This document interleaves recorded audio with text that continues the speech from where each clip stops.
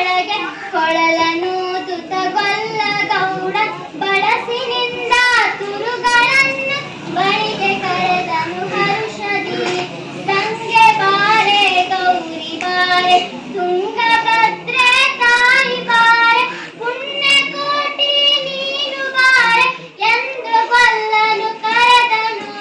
ಗೊಲ್ಲ ಕರೆದ ಧ್ವನಿಯ ಕೇಳಿ ಎಲ್ಲ ಹಸುಗಳು ಬಂದು ನಿಂತು ಚಲ್ಲಿಸೂಸಿ ಹಾಲು ಕರೆ ಅಲ್ಲಿ ತುಂಬಿತು ಬಿಂದಿಗೆ.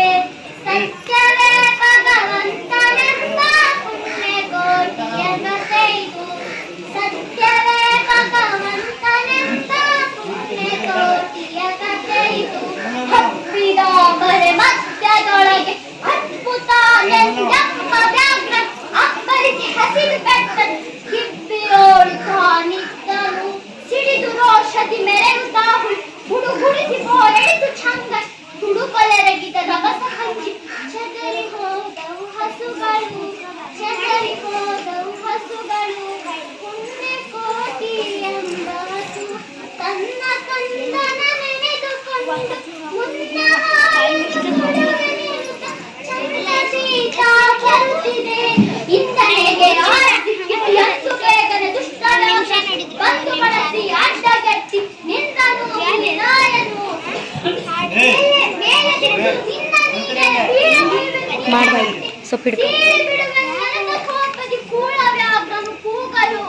ಒಂದು ಭಿನ್ನ ಹುಲಿಯ ಕೇಳು ಕಂದ ನೀರುವನು ತೊಟ್ಟೆಯೊಳಗೆ ಒಂದು ನಿಮಿಷದಿ ಹಸಿದ ವೇಳೆಗೆ ಸಿಕ್ಕಿದೊಡವೆ ವಶವ ಮಾಡದೆ ಬಿಡಲು ನೀನು. ನುಸುಳೆ ಹೋಗುವೆ ಮತ್ತೆ ಬರುವೆ ಹುಸಿಯ ನಾಡುವೆ ನೆಂದಿ. ಸತ್ಯವೇ ನಮ್ಮ ತಾಯಿ ತಂದೆ ಸತ್ಯವೇ ನಮ್ಮ ಬಂಧು ಬಳಗ ಸತ್ಯವಾಗ್ಲಿಕ್ಕೆ ತಪ್ಪಿ ನಡೆದರೆ ಮೆಚ್ಚನ ಪರಮಾತ್ಮನು.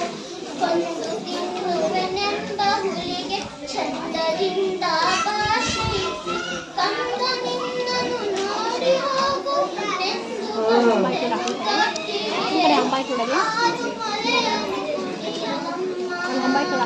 ಆರು ಸೇರಿ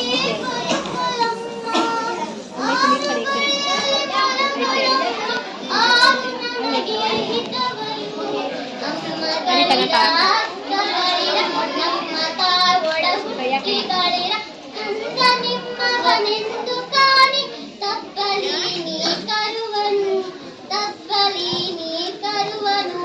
ಮುಂದೆ ಬಂದರೆ ಹಾಯಬೇಡಿ ಹಿಂದೆ ಬಂದರೆ ಬದಿಯಬೇಡಿ ಕಂದ ನಿಮ್ಮವನೆಂದು ಕಾಣಿ ತಪ್ಪಲಿ ನೀ ಕರುವನು ತಪ್ಪಲಿ ನೀ ಕರುವನು. ಕರುವನು ಬಿಟ್ಟು ಬಂದು ಸಾವಕಾಶವ ಮಾಡದಂತೆ ಕವಿಯ ಬಾಗಿಲ ಸೇರಿ ನಿಂತು ತವಕದಲ್ಲಿ ಕುಳಿತಂದಿತು.